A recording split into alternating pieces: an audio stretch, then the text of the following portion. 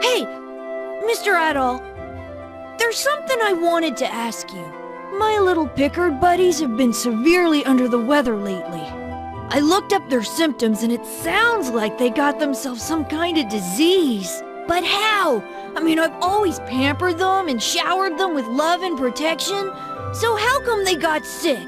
They've never gotten sick on my watch before, and certainly not this badly. I think they might even be dying. They just keep getting weaker and weaker. There's an herb called a berm leaf that grows in the Elder Mountains. It's supposed to be like a Pickard cure-all, but it's kinda rare and hard to find. And I'm way too young and fragile to scale those icy monster-infested slopes. I just don't know what to do. What I need is a hero who'll risk it all for great justice and cute Pickards.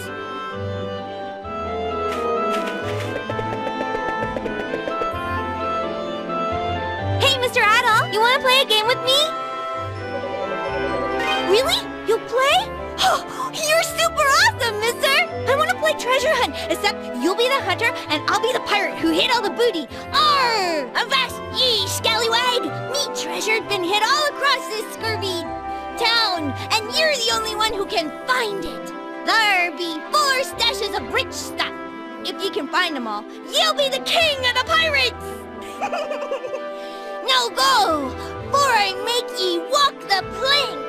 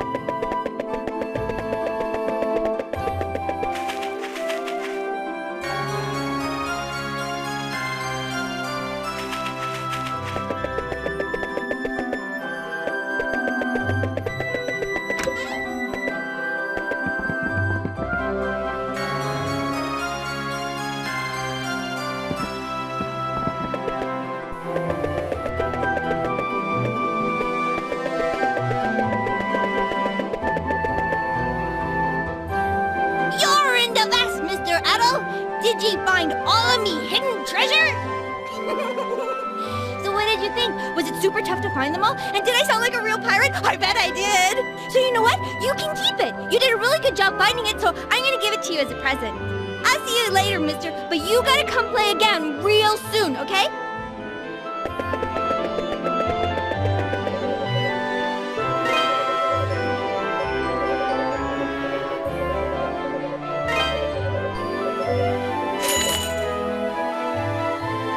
Thanks to you, I think I got all the Ravalor I could ever need! Everybody wins! Especially me! And let me tell you, if I can sell all these in Rome, I'll be an unstoppable one-man monopoly! Oh, before I forget, I certainly do owe you for all the help you've given me. Here you go. Consider it a bonus for a job well done. It's not immensely valuable, but you should still be able to get a decent price for it if you can find a buyer. Where did it come from, you ask? Oh, I'll never tell. Consider it a businessman's prerogative. Just take it and go.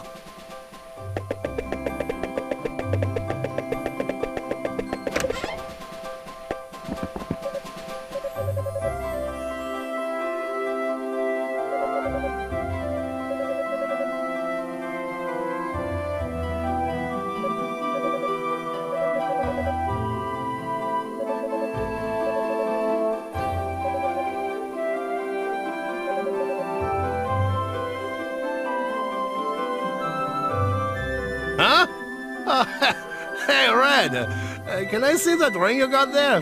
Yeah, that's my ring, all right. I'd recognize it anywhere. Come on, man. Help a guy out. Let me have it back, will you? Oh, man. Oh, thank you. I seriously owe you one. You're the best, Red. In fact, you know what? I've got something I'd like to give you to show my appreciation. Now I can go back home to my family and they won't bite my head off. All right! I'm so ready for anything now!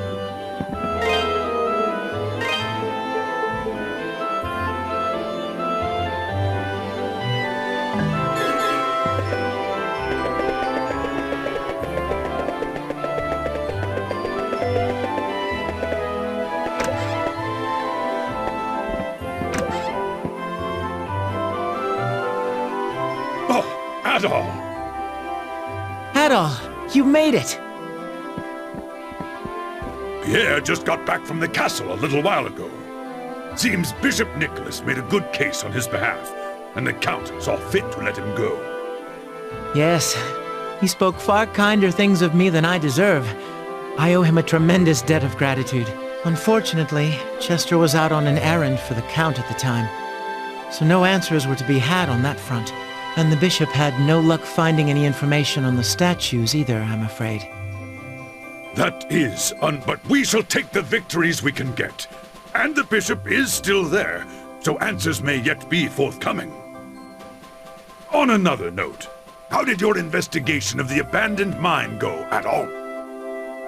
Adol recounted all the events that transpired in the abandoned mine, and detailed the items he acquired therein. Amazing. You're like a magnet for danger. Genos. And Galbalan. I never thought I'd hear that name again, much less in this context. You know what it is, then? It's an old local legend. Long ago, a great and terrible beast known as Galbalan came from across the sea and took control of Felghana. He had the power to transform the people and spirits under his influence into twisted, evil creatures. Or so it goes. But one day, a hero appeared, wielding a mighty sword.